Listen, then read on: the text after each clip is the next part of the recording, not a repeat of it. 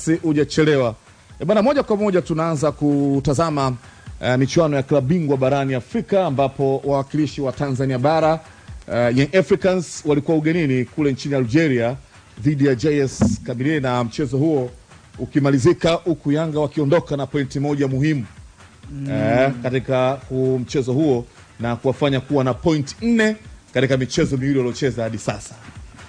Kabisa, na nafikiri ni mwendo mzuri sana kwa Yanga ambayo ilianza msimu katika mazingira ambayo hayakuwa mazuri sana kwao kwa namna ambavyo timu ilikuwa ina perform, lakini kwa hizi mechi mbili za hatua ya makundi zimekuja na matokeo positive, zimekuja na performance ambayo pia ni positive. Kwa hiyo mchezo wa leo nafikiri umekuwa ni muendelezo mzuri. Wamecheza ugenini dakika 90 pasipo kuruhusu wavu wao kufungwa. Maana yake wamefanya vizuri sana kwenye namna ambavyo walikuwa wanajaribu kujilinda, lakini bado sehemu ambayo nafikiri kama ingekuwa na utulivu Alex, Yanga wangeweza kupata hata alama zote tatu katika mchezo wa leo. Eneo la ushambuliaji ambalo nakumbuka jana tulikuwa tunazungumza hapa pia na Kampista, moja kati ya maeneo ambayo bado Yanga inahitaji kuendelea kuimprove kwa kadri inavyowezekana ni namna ambavyo wamekuwa wakitumia nafasi kwenye eneo lao la ushambuliaji. Wamecheza ugenini,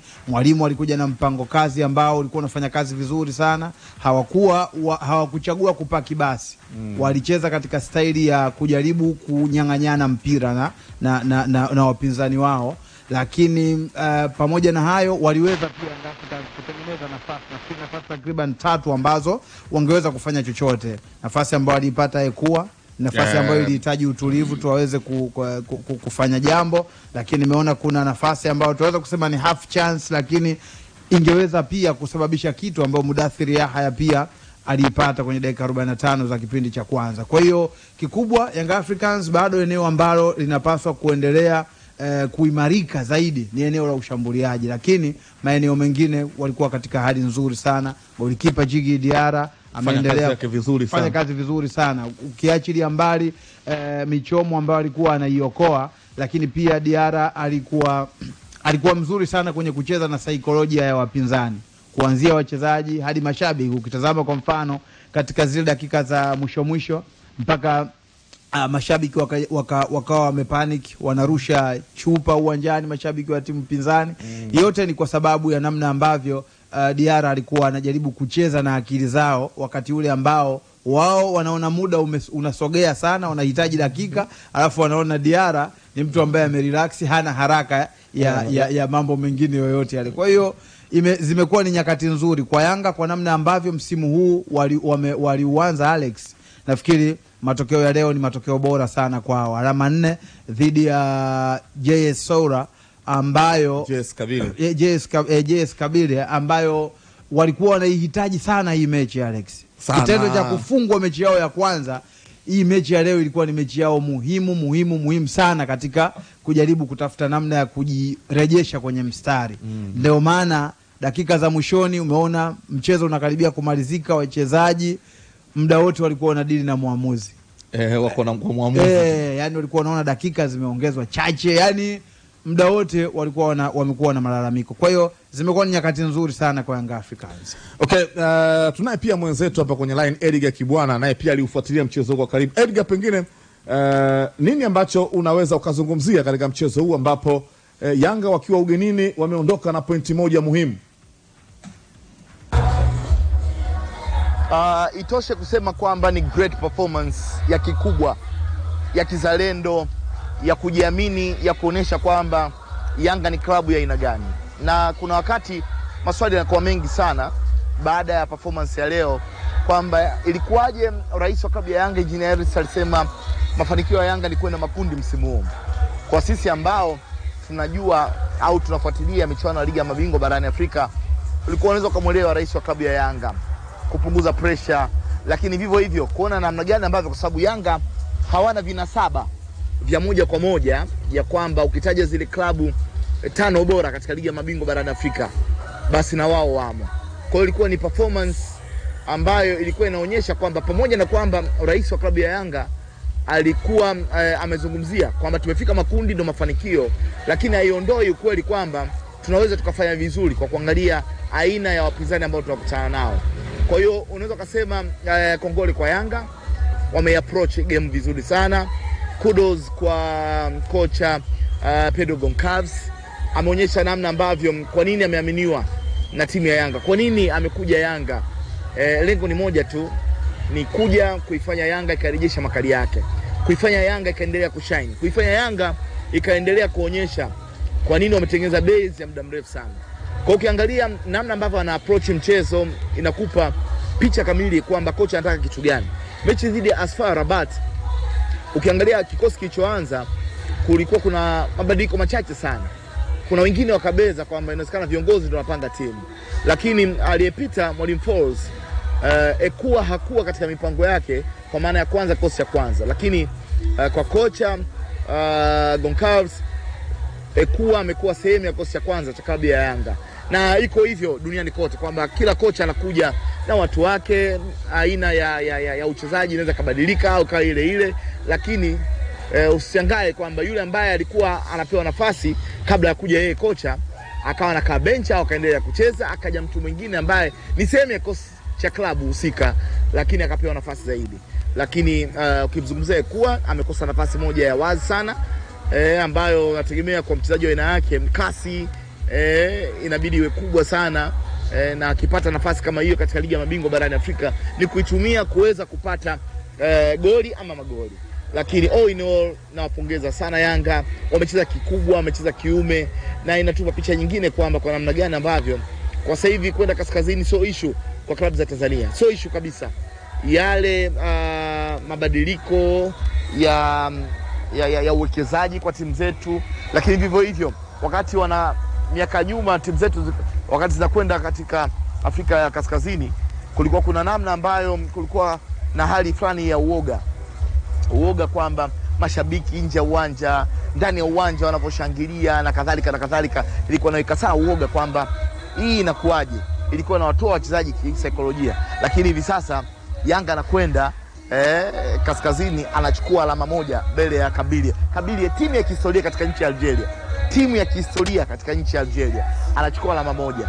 Na itoshe pia kusema kwamba pamoja na kongole zote, namna muundo wa timu ulivyokuwa, mpango kazi wa Mwalimu Goncalves, namna ambavyo wachezaji wamecheza pia, lakini mpaka hivi sasa Yanga anaongoza kundi mpaka hapo utakaposhuhudia mchezo wa AS FAR Rabat dhidi ya klabu ya Ahly. Kongole sana kwa Yanga, imekuwa ni namna nyingine ya kujiamini kwao kwamba inawezekana.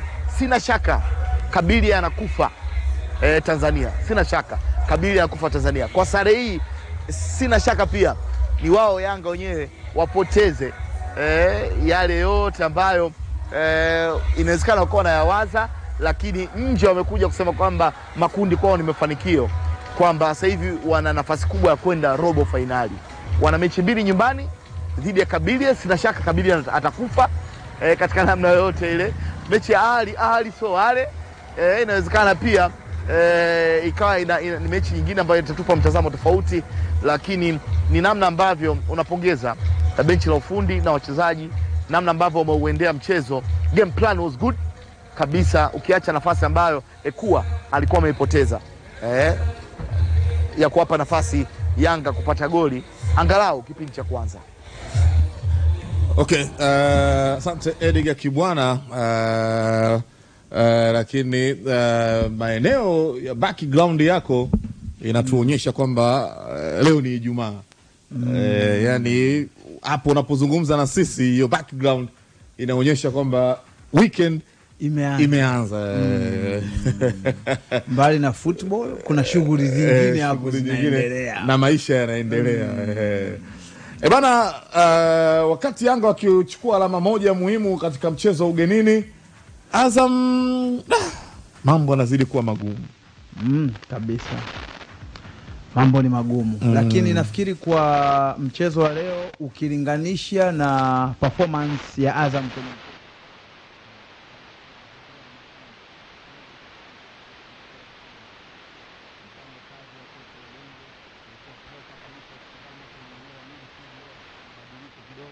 badala ya Yahya Zaidi ambaye akianza aidha na Sadio Kanuti au wakati mwingine amekuwa akianza na Himidi Mao, leo amewaanzisha Himidi Mao na Kanuti. Yote ilikuwa ni ishara ya kwamba anajaribu kuweka nidhamu kidogo mbele ya wapinzani ambao Wydad ni timu kubwa ambayo ina wachezaji ambao wanaweza kufanya lolote. Sasa ukitazama mpango kazi ulikuwa uko sahihi sana kutoka kwa mwalimu. Wachezaji wamejitoa kutekeleza mpango kazi kwa ufanisi wake, lakini kitu ambacho binafsi kuangusha Azam moja kwa moja ni issue ya uzoefu. Kwa sababu kipindi cha kwanza mchezo ulivyokuwa, Azam walistahili kupata angalau magoli mawili. Namna ambavyo walikuwa wanacheza Azam, kama ingekuwa Wydad ndio wamefanikiwa kuushika mchezo katika level ile, au wangemuua mapema tulikuwa Azam angeweza kupotea. Lakini mwisho wa siku nafasi moja, nafasi ya wazi ambayo ilipoteza Faisal Salum, alipigana 1-2 nzuri na Msindo ikapotea, lakini baadaye pia Kitambala nafasi nyingine akawa ameikosa. Kwa hiyo kuna mazingira ambayo yalikuwa yanaviashiria vyote vya kuonyesha kwamba Wydad wanakwenda kufanikiwa kwa sababu ya experience walionayo wachezaji wake. Tazama, sio timu ambayo ilitengeneza nafasi nyingi, na hata nafasi ambayo ilitumika na Nuruddin Amrabat ndio unagundua kwamba ni mchezaji ambaye amecheza katika level ya juu ya ushindani. Haikuwa nafasi clear sana, ilikuwa ni sehemu ambayo kulikuwa kuna msitu wa mabeki na wachezaji wa Azam FC, lakini bado alivyopata nafasi akachagua engo sahihi ya kupiga mpira ambayo ilikwenda kumpa shida goalkeeper. Lakini nafasi za namna ile kwa Azam walizipata mara kadhaa, nafasi za kushuti sehemu ambayo ina msitu walipata mara nyingi, lakini mwisho wa siku hakukuwa na mchezaji ambaye alifanikiwa kufanya uamuzi ambao ni sahihi. Kwa hiyo bila shaka kwangu mimi nafikiri Azam kilichoangusha kwa asilimia kubwa ni uzoefu. Wanafundishwa somo la uzoefu katika njia ngumu sana. Umepoteza mchezo wa kwanza, unakwenda kupoteza tena mchezo wa pili, tena ukiperform katika kiwango bora. Kwa hiyo mwisho wa siku ndio mambo yanavyokuwa katika tunaweza kusema Azam hii ndio tayari baba jeni. Nafikiri nafasi za kutafuta kwenda robo finali, nafasi yao bado ipo. Bado mimi nafikiri nafasi wanayo. Wamepoteza, wameangusha alama 3 nyumbani, alama 3 ugenini. Kwa kuangalia idadi ya mechi ambazo wamebakisha, wamebaki na mechi 4 ambazo Azam iwapo, kwa sababu kwa kutazama performance ya mechi ya kwanza na performance ya hii mechi ya pili, kunaonekana kuna improvement kwenye namna wanavyocheza. Maana yake sasa, kama kutakuwa kuna muendelezo wa hiyo improvement, nafikiri inawezekana wakaenda wakapata matokeo mazuri kwenye michezo inayofuata. Wana mechi dhidi ya Nairobi nyumbani na ugenini. Nafikiri mechi yao ya 3 watacheza na Nairobi, zitakuwa mechi 2 zinazofuatana.